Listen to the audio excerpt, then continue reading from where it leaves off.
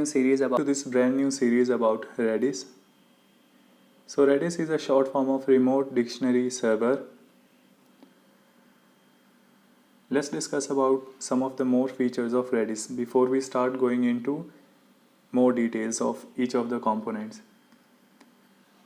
So just to give you a bit of overview about Redis, Redis is an in-memory data store. That's the reason it is very fast, because it can perform very high read and writes, as it doesn't have to store the data on the disk. And Redis is open source. So Redis also has an enterprise version, but it also has open source BSD license software, which has almost the same feature which is available in Redis Enterprise. Redis is basically a key value data store. By key value data store, what I mean is you provide a key and also you provide the values. In a typical key value data store, you can only store string type of values, but Redis is different. In Redis, you can store almost different types of data sets. Your data type can be string, of course, and it can be lists, it can be sets, it can be sorted sets, it can be hashes, it can be bitmaps. So it gives you a very high range of data types which you can store as a value.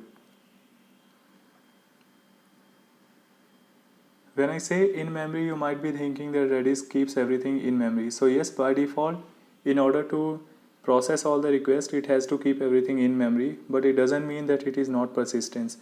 So if you want, you can enable persistence, which means it can keep a backup on disk.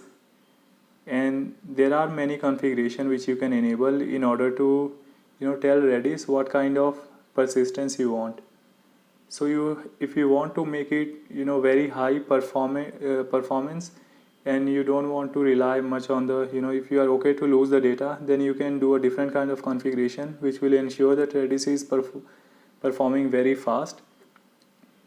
But in case you don't want to lose any data and you are okay to have bit of less performance, then you can do a different set of configuration which is available, which will ensure that your data is always persistent, and in case Redis goes down, when you bring Redis up again, you will get everything what was there in Redis. Okay, so those level of persistence is there, and we'll learn how to enable those kind of persistence. And Redis is highly available.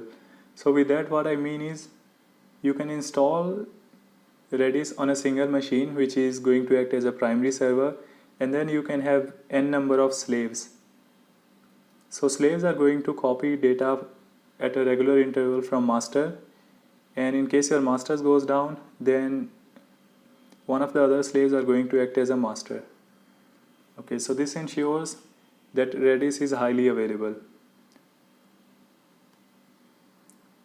And one of the key features which I really like about Redis is you can do distributed clustering. So with that, what I mean is you can have a set of n number of nodes, which n number of RAM available in those nodes, and then you can form a cluster which is going to have a total RAM of whatever the total size of RAM available in each of the individual machines combined together. Okay, so to give you an example, let's say if you have 5 machines with 1 terabyte memory available in each of those machines or servers, when you make a Redis cluster, the total amount of data which you can store in RAM is going to be 5 terabyte. Okay, so that's as much as you can distributedly scale. Now to discuss about in-memory in more details. So what is the reason of storing everything in memory? Of course, as you are aware that when your computer has to read, or when your server has to read data from disk, it is going to be much slower when compared to RAM. RAM is many times faster than disk. So that's the reason Redis is able to perform very fast. And when I say fast, it is really fast. It can process almost 100,000 of queries per second to millions of queries per second. Depends on the configuration done in your system and depends on the resources available. And also Redis provides benchmark utility. So using those benchmarking utilities, you can check in advance what is the performance going to be on your system or based on the server configuration which is available on which Redis is installed. So we'll learn about that in this session as well.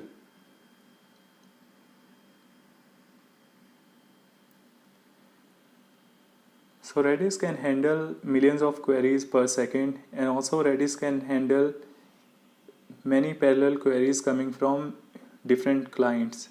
So you can have many applications querying Redis in parallel, and Redis will be able to answer all of them. Again, all of these things also depend on the the configuration which has been done, and also the number of resources or the size of resources available on the Redis system. But yes, on a pretty much even in a very low configurable system, it is able to handle a very high number of queries per second. Now to talk about some of the cons which is with Redis is, so since it keeps everything in memory in order to process any request, so this also means is that the data size or the data set which is going to be limited to the amount of RAM available on a server.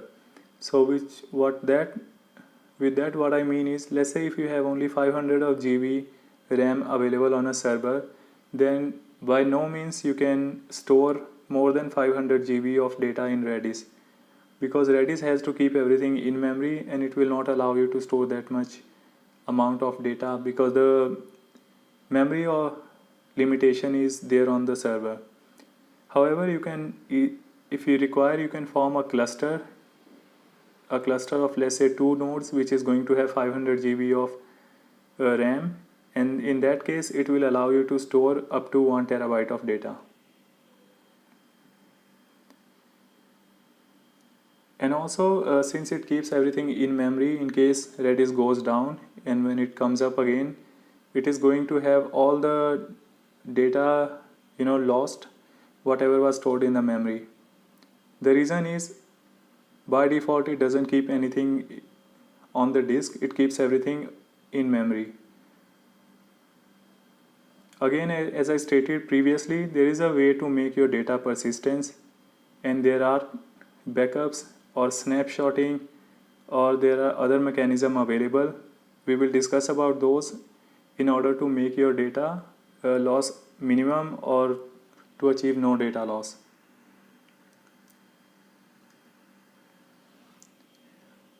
Okay, so when I discussed about that Redis is open source, yes, Redis is open source, and the open source version also has all the features which is available in Redis Enterprise. However, if you go with Redis Enterprise, you will be able to get support if there is any issue on Redis. And also Redis Enterprise has some of the additional features which is very good if you are using Redis on a very large enterprise environment. You can read more about Redis Enterprise from www.redis.io website. Okay, they have very good comparison in terms of what is available in Redis open source and what is available in Redis Enterprise.